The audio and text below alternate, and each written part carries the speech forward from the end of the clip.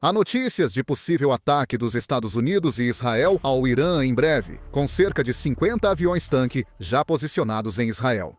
Na região do Golfo, também estão sendo relatadas amplas interferências no GPS. Hoje, vamos analisar esse assunto com mais detalhes. Vamos direto ao ponto. Atualmente, os Estados Unidos posicionaram dezenas de aviões-tanque diretamente em um aeroporto israelense. De acordo com uma reportagem do Financial Times, do Reino Unido, uma análise das imagens de satélite do Aeroporto Internacional Ben Gurion, em Israel, mostra que atualmente 52 aviões-tanque estão posicionados diretamente lá. No início de março, havia 36 aviões-tanque no início de abril. Esse número aumentou para 47 e agora já chega a 52.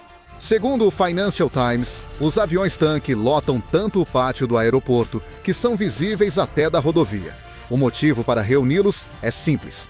Se a Força Aérea de Israel atacar o Irã, seria difícil lançar caças diretamente do aeroporto israelense devido à longa distância. Aviões-tanque são essenciais para tornar o ataque mais eficiente, permitindo que caças reabasteçam no ar e ampliem alcance e tempo de voo. Assim, a quantidade de aviões-tanque disponíveis indica o quão próxima pode estar uma guerra. Por isso, análises afirmam que mais aviões-tanque no aeroporto Ben Gurion podem indicar preparação para possível ataque ao Irã. Agora, em toda a região do Golfo, detectam-se movimentos suspeitos.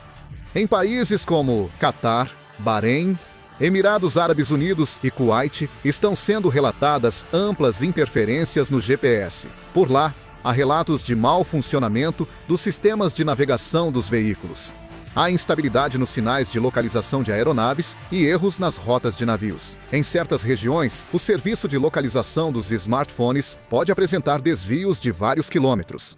Como o Golfo é uma rota importante para o transporte de energia, a interferência no GPS não se limita a causar transtornos à população civil. Do ponto de vista militar, isso pode afetar a operação de drones, mísseis, caças e navios. O que merece ainda mais atenção é que esse tipo de fenômeno já se repetiu diversas vezes pouco antes de guerras no passado. Durante a crise na Venezuela, também foram relatados problemas anormais em comunicações militares e sinais de satélite. No final de fevereiro deste ano, quando os Estados Unidos e Israel estavam preparando um grande ataque aéreo contra o Irã, também foram detectados indícios de interferência no GPS em toda a região do Oriente Médio. Naquela época, houve um aumento repentino nos casos de rotas de voo anormais e erros nos sinais de localização marítima. Especialistas militares levantaram a possibilidade de testes de equipamentos de guerra eletrônica ou de tentativas de bloquear armas móveis do inimigo. Agora, os movimentos do presidente Trump também são extremamente preocupantes. Segundo uma reportagem do Wall Street Journal, caso as negociações entre Estados Unidos e Irã não avancem, há possibilidade de que Estados Unidos e Israel iniciem, em poucos dias, ataques aéreos de curta duração, mirando a infraestrutura energética e instalações econômicas do Irã. Entre os alvos estariam refinarias, oleodutos, usinas de energia e infraestrutura portuária. Para os Estados Unidos, essa pode ser uma estratégia de pressão para causar um choque direto na economia iraniana e forçar o país à mesa de negociações. O problema é que até mesmo a imprensa americana considera bastante alta a possibilidade de uma ação militar real. Especialmente desta vez, há análises de que já se passou do nível de alerta e que os preparativos operacionais já começaram. Só de observar as mudanças na agenda do presidente Trump, percebe-se que o clima é tenso. O presidente Trump, originalmente, planejava comparecer ao casamento de seu filho mais velho, Donald Trump Jr. Além disso, os Estados Unidos estão atualmente no feriado do Memorial Day, período em que presidentes americanos costumam tirar folga ou marcar compromissos pessoais. O presidente Trump também planejava passar o feriado em seu clube de golfe em Nova Jersey. No entanto, ele cancelou todos esses compromissos e anunciou que retornaria à Casa Branca. Outro ponto que merece atenção é o clima entre as Forças Armadas e as agências de inteligência dos Estados Unidos. Segundo a CBS, o Departamento de Defesa, funcionários do setor de inteligência também cancelaram todos os planos para o feriado e entraram em estado de prontidão. Alguns membros das Forças Armadas dos Estados Unidos estariam até revisando as listas de convocação das bases militares americanas no Oriente Médio. Isso está sendo interpretado como uma medida que leva em consideração até mesmo a possibilidade de retaliação por parte do Irã. Especialmente, há análises de que o governo dos Estados Unidos está reorganizando seu sistema de resposta, já levando em conta o cenário após uma possível ação militar. Assim, cresce a tensão em Washington com a percepção de que as negociações diplomáticas estão na fase final, e se falharem, o risco de confronto militar pode aumentar rapidamente. As negociações atuais também estão em impasse. Países intermediários tentam evitar a guerra. O chefe do exército do Paquistão, Azim Munir, foi a Teherã tentar impedir novos combates. E a delegação do Catar já chegou ao Irã. A Arábia Saudita alertou que, sem acordo do Irã nesta semana, a situação pode piorar. As negociações entre Estados Unidos e Irã seguem em impasse. A questão nuclear não foi resolvida e o Estreito de Hormuz continua bloqueado.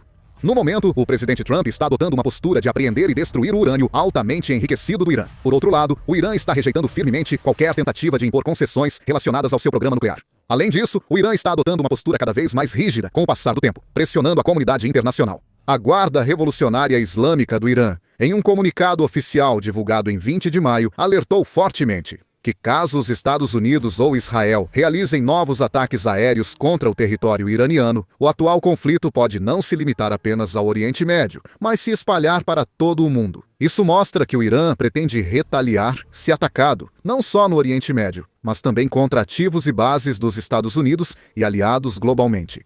Atualmente, dentro do Irã, os linha-dura iranianos estão defendendo fortemente uma ofensiva militar direta. Eles argumentam que aceitar a exigência dos Estados Unidos de entregar todo o urânio altamente enriquecido e desmantelar completamente as instalações nucleares na mesa de negociações com os americanos seria uma renúncia à soberania, e por isso se opõem fortemente. A Guarda Revolucionária Iraniana questiona a postura dos Estados Unidos em relação ao prazo estabelecido para as negociações. Pelo contrário, estão até considerando projetos de lei específicos para impor taxas de administração sobre as redes de comunicação de dados de grandes empresas globais de tecnologia como Google, Meta e Amazon, que passam pelo Golfo, aumentando assim o nível de pressão digital, como uma espécie de sequestro digital. Dessa forma, com o Irã tomando medidas extremas para proteger suas instalações nucleares e sugerindo a possibilidade de retaliação em várias frentes, as consequências e os riscos de uma ação militar dos Estados Unidos e de Israel estão aumentando de forma incontrolável a cada dia. E o ponto mais perigoso discutido agora é justamente o cenário de retaliação do Irã. Caso os Estados Unidos e Israel realmente ataquem o território iraniano, a forma como o Irã responderá será uma variável extremamente importante. Atualmente, especialistas acreditam que o Irã tem mais chances de responder utilizando forças assimétricas do que entrando em uma guerra total. Isso porque o Irã já construiu há muito tempo uma rede de grupos armados pró-Irã em todo o Oriente Médio. Eles já usaram essa estratégia em guerras anteriores, mas agora há análises de que podem usar em escala ainda maior. Já há indícios de que o Irã está fornecendo drones para forças aliadas no Iraque e no Líbano. No Líbano, os drones têm causado grandes dificuldades para o exército israelense. Por isso, há uma grande possibilidade de que, por meio desses grupos, ocorram ataques a bases militares americanas ou a países do Golfo, o que seria o pior cenário possível. Isso aumenta a possibilidade de uma guerra de proporções ainda maiores, e a região do Mar Vermelho também pode se tornar extremamente perigosa.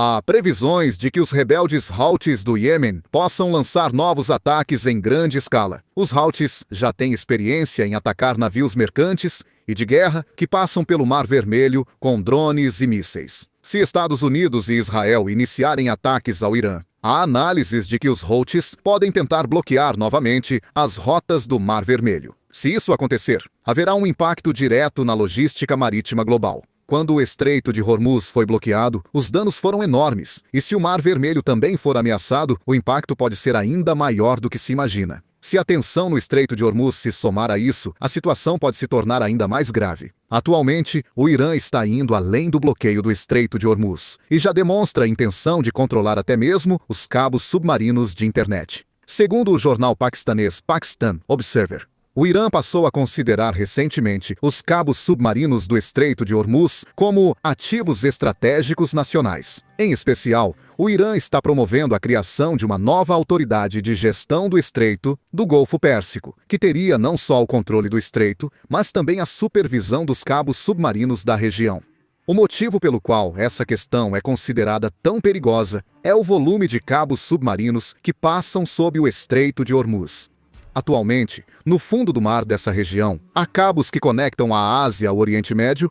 Sabe-se que pelo menos 7 cabos internacionais de comunicação passam por ali, conectando a Europa. E esses cabos desempenham um papel fundamental não só para o tráfego global de dados da internet, mas também para as redes financeiras internacionais. Na prática, grande parte das transações financeiras dos países do Oriente Médio, remessas internacionais, operações de câmbio e sistemas de pagamento de petróleo dependem dessa rede de cabos submarinos.